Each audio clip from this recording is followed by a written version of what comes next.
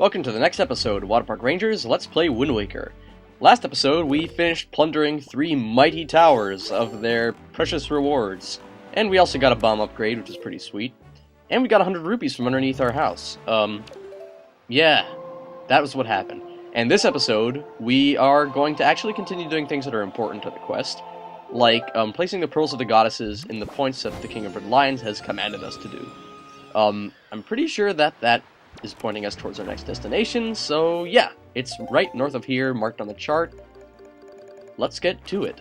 I will cut ahead momentarily in a couple of seconds. Alright, we're at the island that the King of Red Lions commanded us to visit. It's just totally swarming with sea hats. Try and avoid them if you can. I'm gonna get this marked by fishermen, and then we're gonna go on the actual island itself. This is one of those really small islands on the ocean that doesn't really have much to speak of on it. You'll find that there are actually quite a few islands like that. And those are the kinds of islands that have caused people to speculate that maybe they were once, in an earlier version of the game, larger islands that could have possibly held extra dungeons or something that were cut. So this island is actually located dead center in the quadrant. Which must mean that it's really important. Really important islands are usually located dead center of the quadrant. Whoa! Thank you for interrupting me, Sea Hat. Yeah, I admit that was going nowhere. Anyway, this island is known as Southern Triangle Island. It's the island where on my first playthrough of the game, I famously got that really rare thing, which turned out to be that green pot that summons Octoroks. But I doubt that's ever going to happen again, so don't get your hopes up. And if you ever see that happen to anyone, please comment and mention it, so I can convince myself that I'm a little bit less insane. Wandering traveler who seeks the guidepost of the goddesses, place the pearl you hold here. Okay, creepy statue oracle thingy. So as soon as we get it, we got it 2 episodes ago, immediately the final pearl is just placed here. So that's Nehru's pearl. I remember when I was a lad and I used to think that name was actually Naryu because I read it quickly. Though honestly, I think it sounds cooler, but whatever. When I was a lad, I ate 4 dozen eggs every morning. Anyway, we're just gonna forget that ever happened and sail north of here to the next island, which I will cut ahead to. Right now. Alright, we are here at the next island.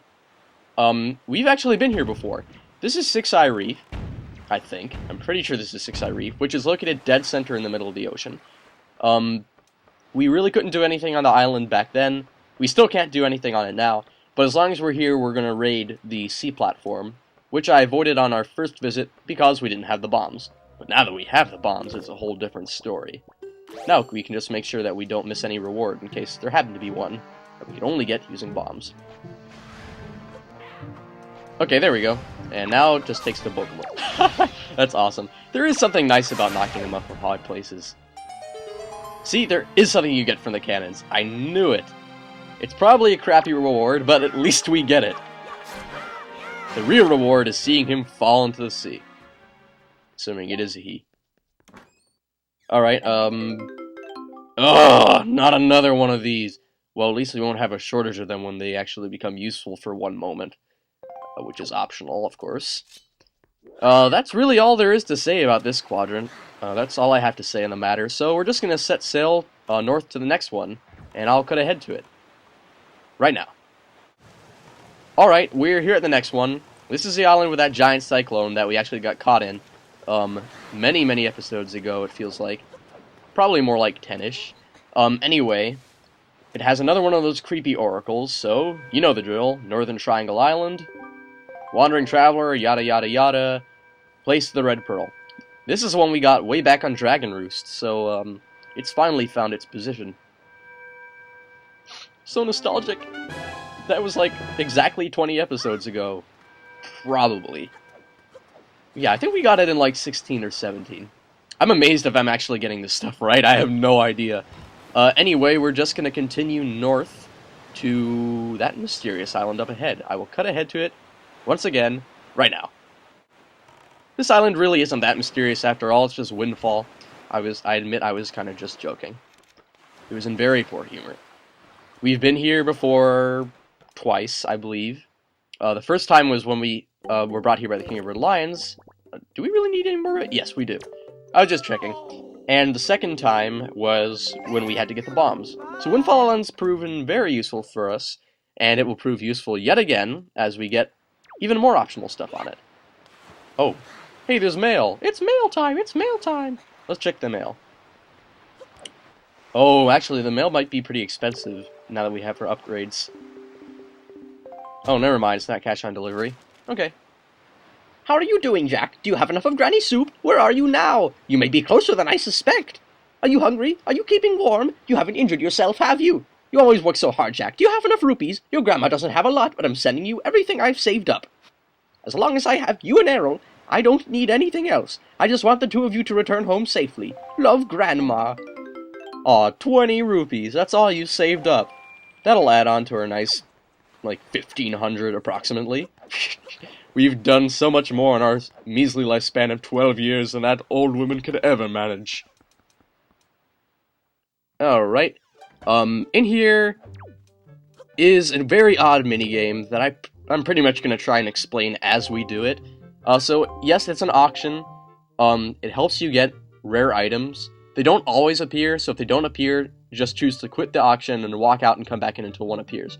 The ones you're looking for are either a piece of heart or a couple of treasure charts. Oh, the piece of heart! The best reward of all that you can get from this, in my opinion. So bidding starts at 80 rupees. So, how do we do this? I'll try to explain to the best of my ability. Each of these villagers around us is going to try and make some kind of a bid.